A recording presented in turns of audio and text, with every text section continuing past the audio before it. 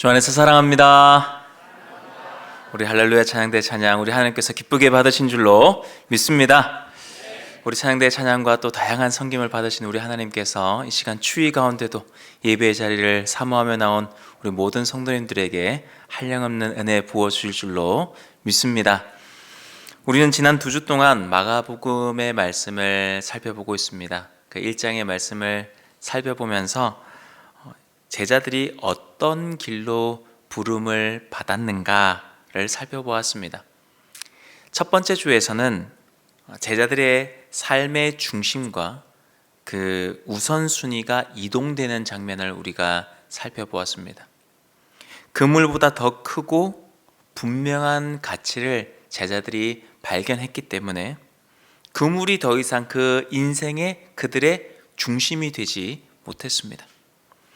예수님이 그들의 삶의 중심이 되었습니다. 두 번째 주에서는 그 예수님, 그들이 따르기로 한 예수님이 어떤 분이신지를 보았습니다.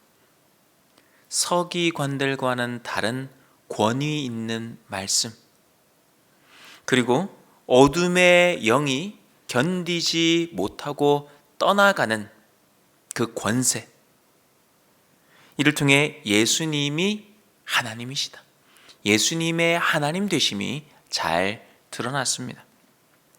그래서 제자들은 우리가 따르는 분이 누구신지를 분명하게 목격하게 되는 순간이었습니다. 자, 이렇게 되면 우리는 이제 한번 생각하게 됩니다. 회당에서 이렇게 권위 있는 말씀을 전하시고 그 말씀이 전해질 때에 어두움의 영들이 견디지 못하고 떠나가는 그런 하나님, 예수님. 그렇다면은 우리 예수님은 이제 이 다음 발걸음이 어디로 가시게 될까? 우리는 생각을 해보게 됩니다. 그런데 이 본문의 방향을 살펴보면은 우리가 기대하고 예상하는 방향과는 전혀 다른 방향으로 가게 됨을 보게 됩니다.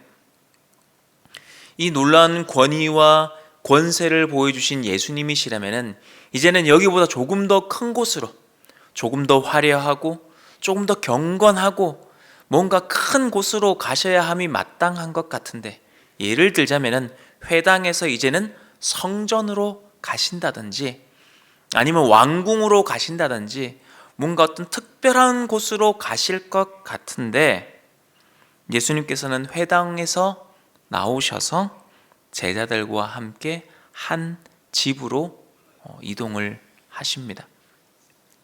그곳이 어디입니까? 물고기를 잡는 어부의 집입니다. 크지도 않고 화려하지도 않고 뭔가 경건한 장소도 아닙니다.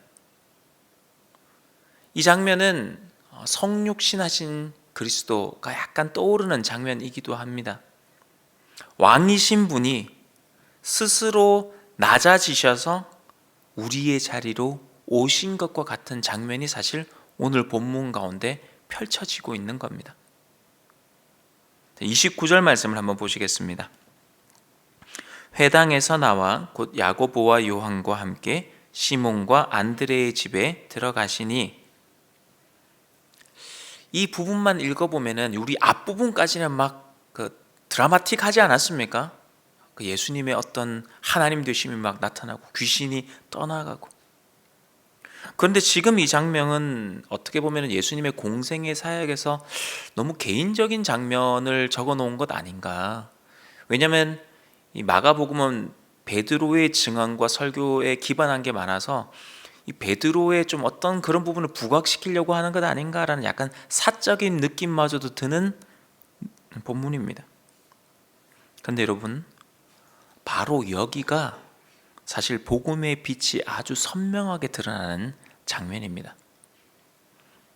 오늘 본문은 그 위대하신 분이 우리 가운데, 우리의 삶, 우리의 삶의 터전 한가운데로 직접 들어오시는 그 은혜를 보여주는 장면입니다. 예수님께서 회당에서 나오십니다. 회당이 어떤 곳입니까? 예배의 자리이고 말씀의 권위가 드러난 자리이고 예수 그리스도의 권세가 드러난 자리입니다. 그런데 예수님께서는 그 자리에 계속 머물러 계시지 않으셨습니다. 말씀의 권세를 보이시고 어둠의 영이 물러가는 그 권위를 다 권세를 보이신 이후에 예수님께서는 제자들과 함께 일상의 자리로 이동하십니다. 그리고 그 도착지가 바로 시몬과 안드레의 집이라고 말씀합니다. 회당에서 드러난 예수님의 모습은 위대했습니다. 그런데 예수님께서 다음 행선지로 선택한 곳이 우리의 생각과 너무 다른 겁니다. 그렇다면 왜 예수님께서는 다른 모든 곳들을 다 두시고 왜 이 장소를 선택하셨을까요? 여러분, 이 집이 어떤 곳입니까? 이 집은 사실 제자들의 삶이 시작되는 장소입니다. 예배의 자리가 끝이 나고 이제 진짜 삶이 시작되는 현실의 자리입니다. 예수님께서는 제자들을 부르시고 그저 멀리서 지켜만 보고 계시는 분이 아니시라는 것입니다. 그들의 집 안으로, 그들의 삶으로, 일상으로 한가운데로 들어오시는 분임을 보여주고 있는 겁니다. 그래서 우리가 예수 그리스도의 제자로, 우리가 성도로 살아간다는 것은 뭔가 세상과 다 단절하고, 가끔 그런 분들이 있습니다. 세상은 다 단절하고 내가 거룩하고 경건하게 하나님만 바라보면서 그냥 기도원에만 틀어박혀서 사는 삶. 물론 기도의 어떤 사명을 가지신 분들은 그러실 수도 있습니다. 그러나 지금 예수님의 제자로 살아가는 것이 무엇인지를 보여주는 이 시점은 무엇을 얘기하고 있습니까? 그렇게 세상과 단절된 삶을 살아가는 것이 아니라 예수님과 함께 이 삶의 자리로 들어가는 것이 바로 제자도다, 제자의 길이다 라는 것을 예수님께서 보여주고 계시는 장면입니다. 예수님께서는 제자들에게 네가 내 제자가 되었으니, 이제 성도가 되었으니, 교회 다니기로 했으니 이제 모든 것 다 버려두고 날 따라오너라 고 하지 않으십니다. 오히려 반대입니다. 예수님께서는 이제 내가 너의 삶 안으로 들어가겠다라고 말씀하시는 장면입니다. 여러분, 이것이 마가복음이 지금 우리에게 보여주고 있는 제자의 길입니다. 제자도 제자의 길입니다. 그리고 여러분, 예수님이 이 집안에 딱 들어왔는데 사실 우리도 다 그런 거 있지 않습니까? 숨기고 싶고 좀 말하기 부끄럽고 어려운 것들이 있지 않습니까? 저도 신방을 하다 보면 그럴 때가 있습니다. 목사님, 그 방문은 열면 안 돼요. 예. 왜냐하면 거기에 다 밀어 넣어놨거든요. 그래서 우리 권사님들이 이렇게 들어갈 수 있는 방과 들어가면 안 되는 방을 구분해 주십니다. 왜 그런 겁니까? 사실 우리 삶에 가리고 싶고 말씀드리기 어렵고 오픈하기 힘든 부분들이 다 있기 때문입니다. 제자들도 마찬가지였습니다. 예수님이 그 집 안으로 들어가시지만 말하지 못했고 좀 숨기고 싶었던 삶의 연약함이 있었는데 들어오시니 그게 드러나기 시작하는 겁니다. 30절 말씀입니다.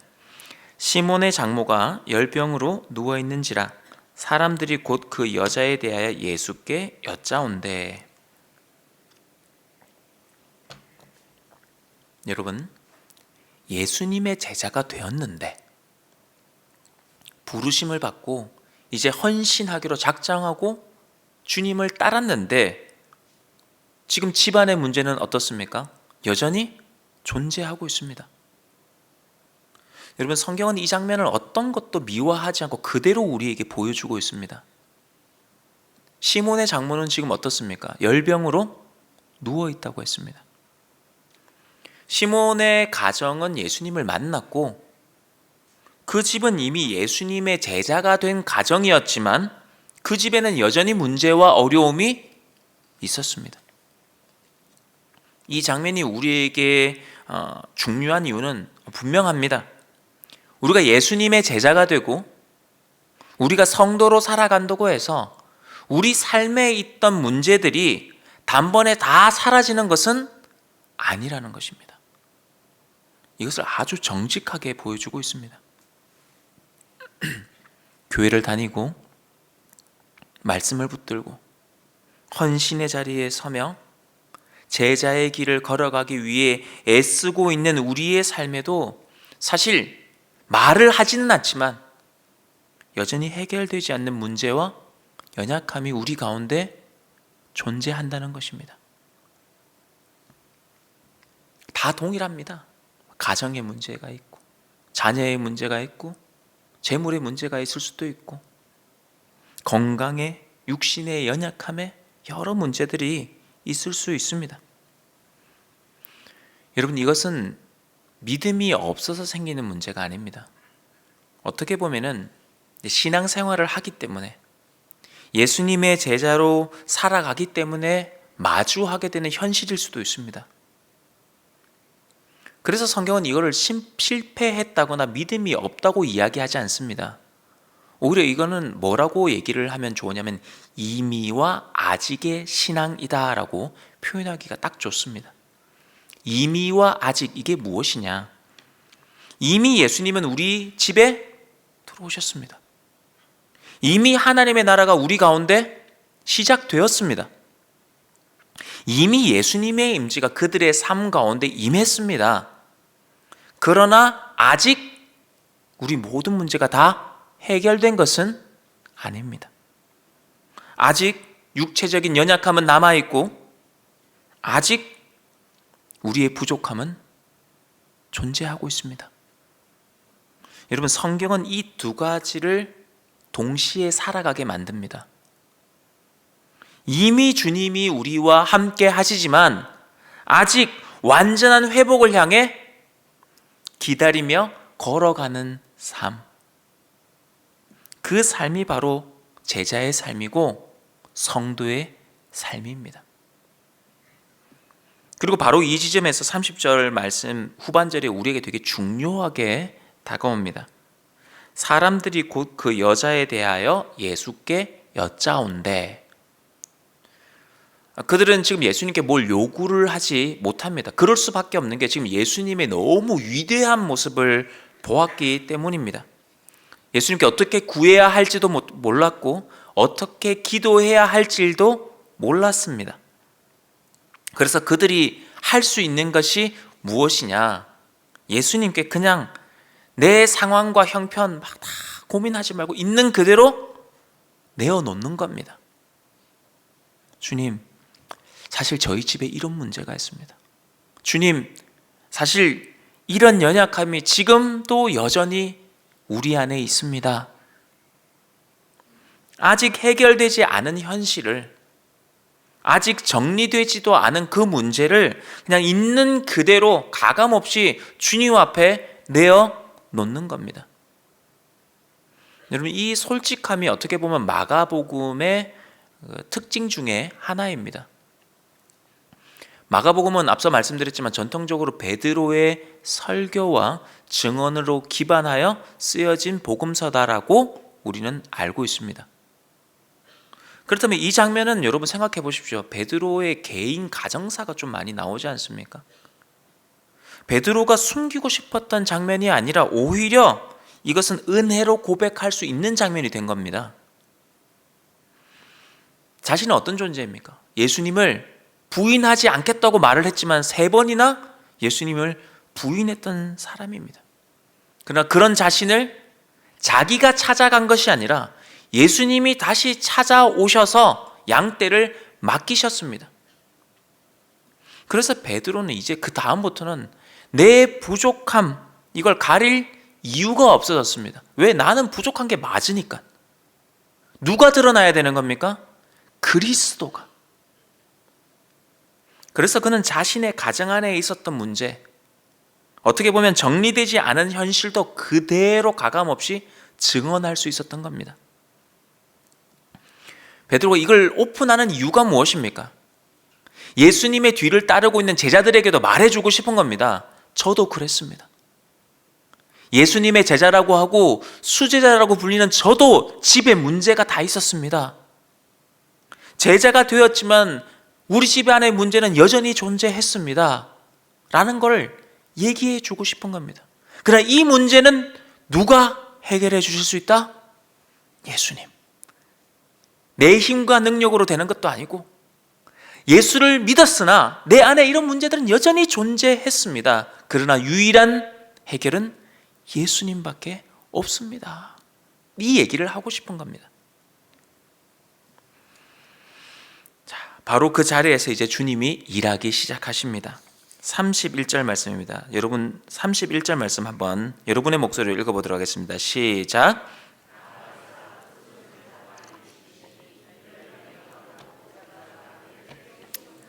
아멘. 여러분 이 장면은 우리가 앞서 읽었던 회당에서의 장면하고 조금 대비되는 부분이 있습니다. 회당에서는 예수님의 그 권위 있는 말씀이 선포되었고 그 말씀 앞에 귀신이 숨을 수가 없어서 드러났고 귀신이 말씀 앞에 소리를 지르며 떠나갔습니다. 그런데 지금 예수님께서는 그 어떤 말씀도 하지 않으셨습니다. 명령하지도 않으셨고 선포하지도 않으셨습니다. 그냥 어떻게 하셨다고 말씀하고 있습니까? 나아가 손을 잡아 일으키셨다라고 말씀을 합니다. 귀신은 이 말씀 앞에 소리를 지르며 떠나갔지만 질병은 어떻습니까? 주님의 임재 앞에서 그냥 아무 소리 없이 떠나갑니다. 언제 어떻게 나은지도 모를 정도로 사라집니다. 여러분 그리고 여기 있는 짧은 한 절의 말씀이지만은 예수님의 사역이 어떠한 것인지 그리고 하나님의 나라는 어떻게 임하시는지를 아주 잘 드러내 보여줍니다. 사실 예수님께서 굳이 손을 잡아서 일으켜줄 필요가 없습니다. 여러분 귀신을 쫓아낼 때도 어떻게 하셨습니까? 말씀만 하셨습니다. 그러면 예수님께서는 말씀만으로 사실 얼마든지 병을 고치실 수 있습니다. 굳이 손을 잡아서 일으키실 필요가 없으시다는 말씀입니다. 그런데 예수님께서는 가셔서 그 손을 그 병든 자잖아요. 병든 자의 손을 잡으시고 일으키십니다. 여러분 이것을 통해서 지금 보여주고자 하는 내용이 무엇이냐면은 바로 임마누엘입니다. 하나님이 우리와 함께 하신다. 당시 고대 근동 사회에서 사람들이 가지고 있던 신의 그 개념을 우리가 조금 떠올려 본다면은 이 장면이 상당히 충격적으로 다가오게 됩니다. 지금 우리가 가지고 있는 신관, 우리가 가지고 있는 이런 생각을 가지고 지금 본문을 우리는 다 바라보고 있지만 당시 사람들의 생각으로 이 본문을 조금 더 보면은 이 말씀이 엄청나게 큰 충격적인 사건입니다. 신은 거룩하고 멀리 계시고 인간의 연약함, 이게 신과 뭔가 안 맞는 구조잖아요.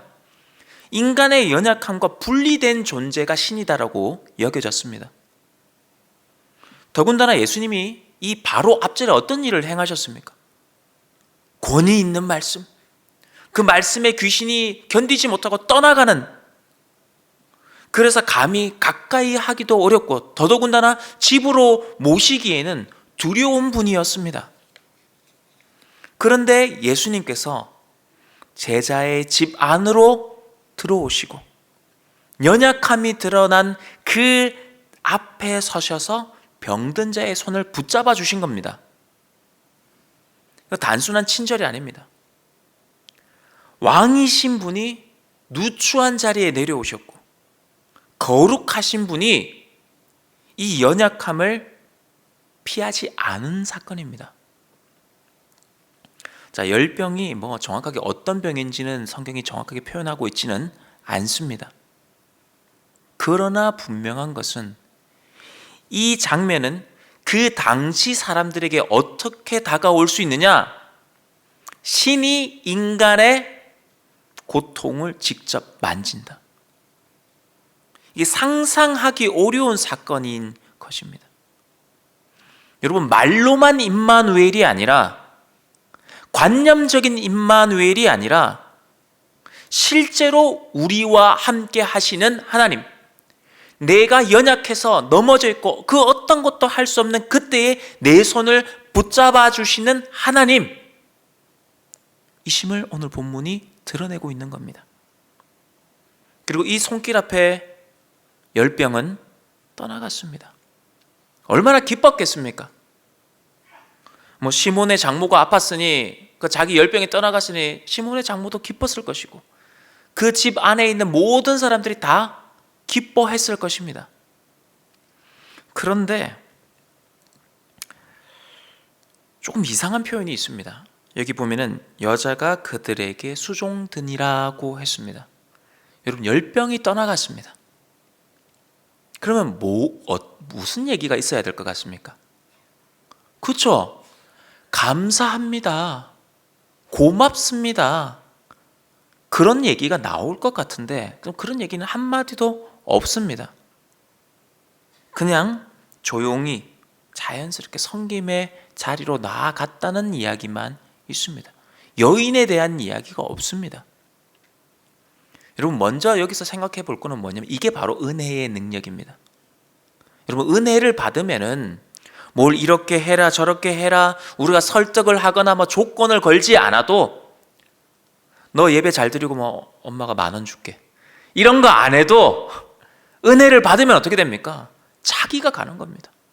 우리 오늘 중고등부 그 영상을 여러분 좀 러프하게 만들어졌죠. 네, 그래도 그 장면이 참, 제가 수련회를 통해서 봤던 게 뭐냐면은, 기도회를 1시간 반 정도 하고 찬양을 1시간 정도 했는데 애들이 너무 짧대요.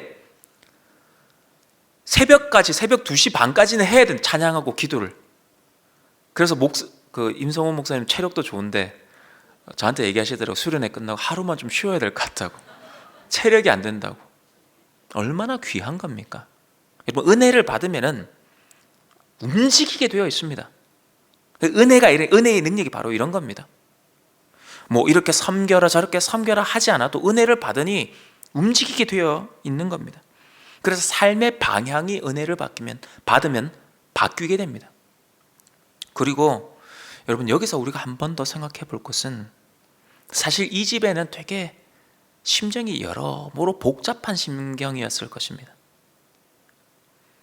예를 들어서 지금 권사님이 아파요. 집에 아파서 누워있는데 남편 되시는 집사님이 목사님하고 목사님들 전부 다 하고 다 데리고 집에 들어온다 생각해 보세요. 집은 정리 안 되어 있지, 나는 아프지, 좋겠습니까? 마음 힘들죠. 여러분, 뿐만 아닙니다. 지금 이 베드로가 예수님과 함께 집에 들어오는데 아마 이 여기는 되게 마음이 복잡했을 것입니다. 시몬이 뭘 했습니까? 그물을 버려두고 예수님을 따랐습니다. 가족들은 이해가 안 됐을 겁니다. 아니, 가장인데 뭔가 우리와 상의를 해보고 예수님을 따르든지 말든지 해야 되는 것 아니냐. 이 생계를 다 버려두고 예수님을 따르면 어떻게 하냐. 본인은 육신이 지금 아파서 누워있고, 근데 그 예수라는 분과 함께 제자들이 다 우르르 아픈 우리 집에 다 들어오는 겁니다. 이게 반갑겠습니까? 그러지 않았을 수도 있다는 거죠. 그런데 예수님이 곧 나아가 그 손을 잡고 일으키시니 그 열병이 떠나가는 그 순간, 여기서 모든 질문이 다 끝나버리는 겁니다. 왜 그렇습니까? 예수님이 누구신지, 예수님이 어떤 분이신지가 이 집 안에서 분명하게 드러났기 때문입니다. 사랑하는 성도 여러분, 우리가 성도로 부름을 받고 또 제자로서 그 길을 걸어가고 헌신하며 걸어가는 우리에게도 삶에 여러 연약함이 있습니다. 아직 해결되지 않은 문제들도 있고, 육신의 연약함도 있고, 가정의 문제들도 있고, 특별히 자녀의 문제로 힘겨워하시는 성도님들, 반대로 부모님들로 인해서 참 어찌할 바를 모르는 자녀들도 사실 있습니다. 여러분, 그게 어떤 실패는 아닙니다. 하나님의 징계 더더욱 아닙니다. 많은 분들이 그런 얘기를 하죠. 내가 뭘 잘못했나? 내가 믿음이 없나? 내가 기도가 부족해서 그런가? 아니요, 그렇지 않습니다. 여러분의 잘못이 아닙니다. 우리는 이미 어떻게 됐습니까? 주님께 부름을 받았고 이미 주님은 우리와 함께 하십니다. 다만 아직 우리는 회복을 향해 나아가고 있는 거고, 또한 우리는 기다림의 과정에 있는 것입니다. 여러분, 예수님께서는 우리의 연약함을 외면하시는 분이 아니십니다. 직접 다가오셔서 임마누엘 하셔서 우리의 손을 잡아주시는 분이 우리 주님이십니다. 위대하시지만 저 멀리 계신 분이 아닙니다. 만왕의 왕이시고 만주의 주이시지만은 우리 삶 한가운데로 들어오셔서 우리의 손을 붙잡아 주시는 분이십니다. 여러분, 하나님의 나라는 우리 인생의 모든 문제가 다 해결되고 난 다음에 임하는 것이 아닙니다. 십자가가 어떤 자리였습니까? 가장 큰 혼돈과 흑암의 자리였습니다. 그러나 거기에 주님이 임하셨습니다. 그런 겁니다. 그러므로 우리의 믿음이, 여러분, 예수님을 그저 예배당에만 모셔두는 믿음이 아니라 우리의 가정으로, 우리의 일상으로, 우리의 때로는 눈물의 그 기도의 자리로 주님을 초청하고 모실 수 있는 그런 믿음이 되기를 소망합니다. 그 은혜를 우리가 경험하고 나면은 굳이 설명하지 않아도 조용히 우리가 반응을 하며 섬김의 자리로 가게 될 것입니다. 이게 마가복음이 보여주는 제자의 길, 제자도입니다. 오늘도 집으로 들어오신 그 예수님과 함께 그 임재 안에서 살아가실 수 있는 사랑하는 모든 성도님들이 다 되시기를 주의 이름으로 축복합니다.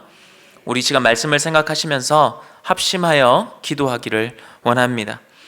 우리 집으로 들어오신 예수님을 우리의 가정과 삶의 연약한 자리마다 모셔다 드리며 이미 함께 하시는 주님을 신뢰하고 아직 그 기다림의 완성을 바라보며 믿음으로 견디며 나아가는 저희들 되게 하여 주옵소서. 우리 함께 기도하시겠습니다.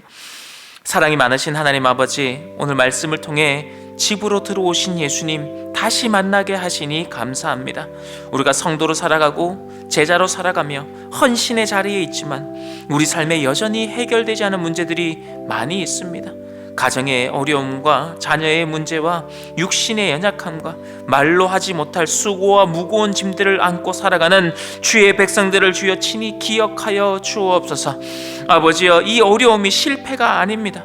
이미 우리와 함께 하시는 주님을 신뢰하며 아직의 시간을 믿음으로 걸어가는 저희들 되게 하여 주시옵소서. 눈물의 자리, 기도의 자리, 기다림의 자리마다 주님께서 손을 잡아주시는 그 은혜를 경험하는 저희들 되기를 원합니다.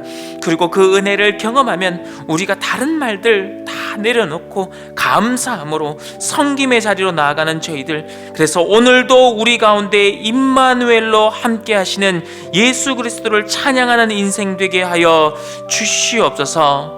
사랑이 많으신 우리 주 예수 그리스도 이름으로 기도하옵나이다. 아멘.